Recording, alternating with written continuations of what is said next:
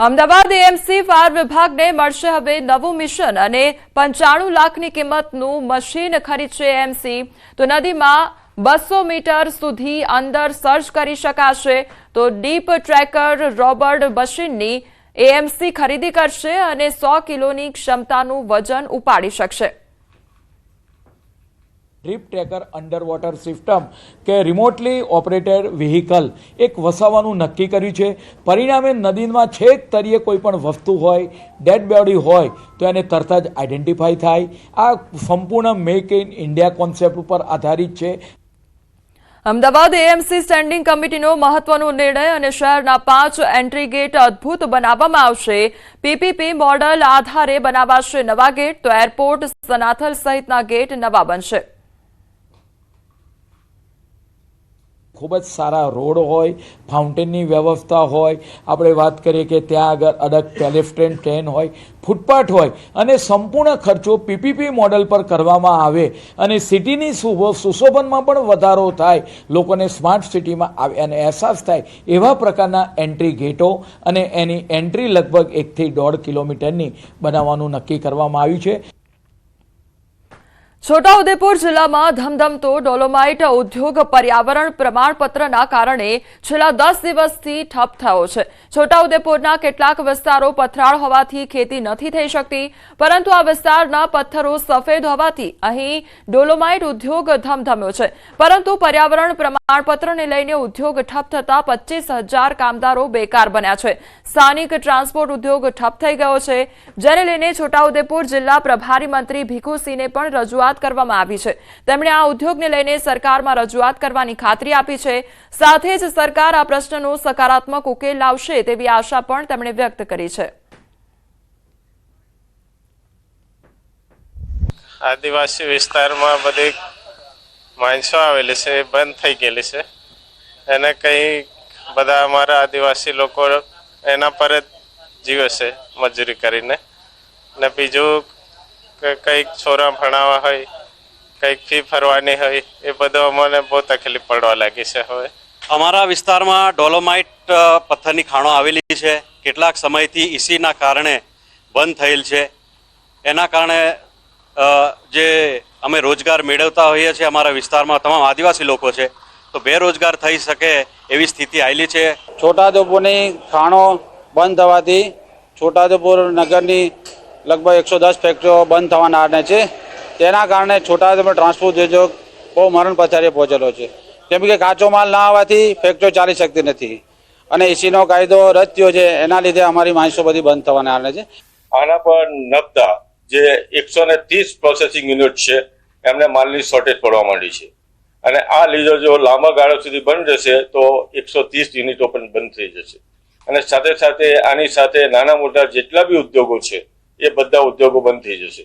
ઉદ્યોગ અગત્યનો છે એવું પણ મને જાણવા મળ્યું કે 25,000 થી 30,000 કામદારો બેકાર બની ગયા છે, એટલે બધી રીતે નુકસાન છે। આમાં સરકારને પણ રોયલ્ટીની જે આવક છે એમાં પણ નુકસાન છે, એટલે આમાં જલ્દીમાં જલ્દી કંઈ નિરાકરણ આવે એવો અમે પ્રયત્ન કરીશું।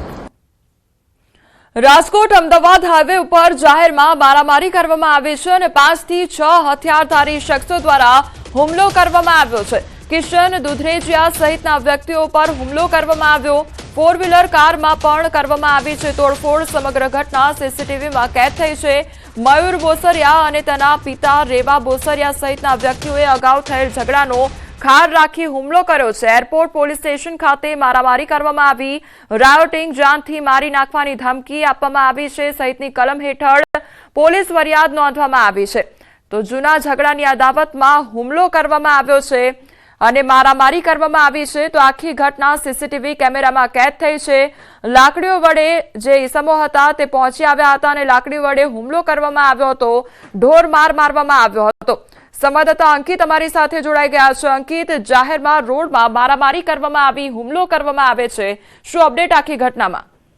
ચોક્કસ, ખાસ કરીને જે બનાવ બન્યો છે તે રાજકોટ અમદાવાદ હાઈવે ઉપર જે જલારામ હોટેલ આવેલી છે ત્યાં આ બનાવ છે તે 16 તારીખના રોજ સાંજના 4 વાગ્યાના અરસામાં બન્યો હોવાનું છે તે સામે આવ્યું છે અને 25 વર્ષીય કિશન દુધરેજા નામના વ્યક્તિ દ્વારા મયુર બોસરિયા અને તેના પિતા રેવા બોસરિયા સહિતના 5 થી 6 વ્યક્તિઓ વિરુદ્ધ એરપોર્ટ પોલીસ સ્ટેશન ખાતે મારામારી, રાયોટિંગ તેમજ જાનથી મારી નાખવાની ધમકી સહિતની કલમ હેઠળ ગુનો નોંધાવવામાં આવ્યો છે.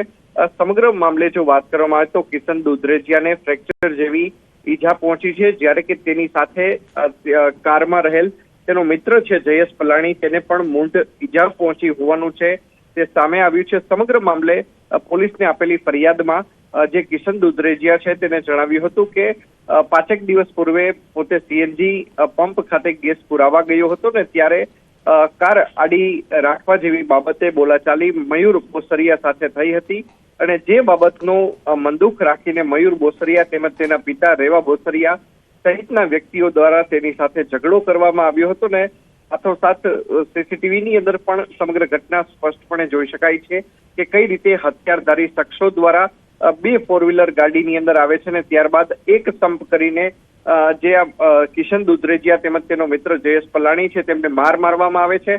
સાથોસાથ ગાડીના કાચ પણ ફોડવામાં આવે છે, જે ઘટના સીસીટીવી ફૂટેજમાં કેદ થઈ છે. ત્યારે સમગ્ર મામલે એરપોર્ટ પોલીસ દ્વારા જે આરોપીઓ છે તેમની શોધખોળ શરૂ કરવામાં આવી છે.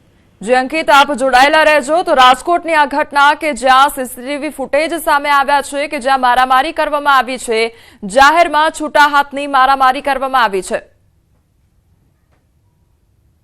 રાજકોટમાં ચાલુ બસમાં દુષ્કર્મની ઘટના સામે આવી છે. રાજકોટની તરુણી પર સ્લીપર કોચમાં દુષ્કર્મની ઘટનાથી ચકચાર મચી જવા પામી છે.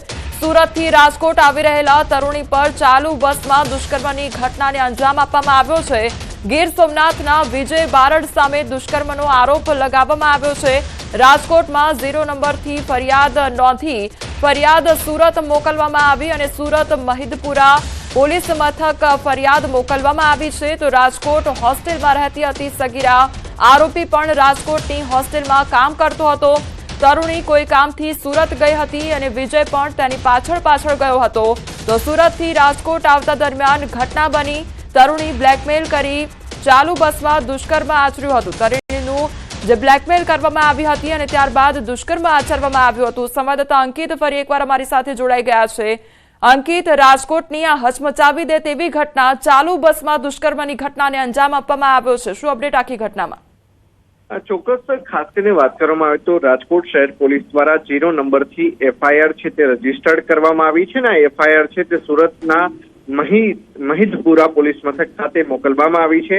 ખાસ કરીને સમગ્ર બનાવ અંગે જો વાત કરવામાં આવે તો રાજકોટ શહેરના એક હોસ્ટેલમાં રહેતી તરુણીએ રાજકોટની જ હોસ્ટેલમાં કામ કરનારા જે વિજય બારડ નામનો જે વ્યક્તિ છે કે જે ગીર સોમનાથ જિલ્લાનો વતની છે તેના વિરુદ્ધ પોલીસ ફરિયાદ છે તે નોંધાવ્યું છે કે ચાલુ બસે જ્યારે તે સુરતથી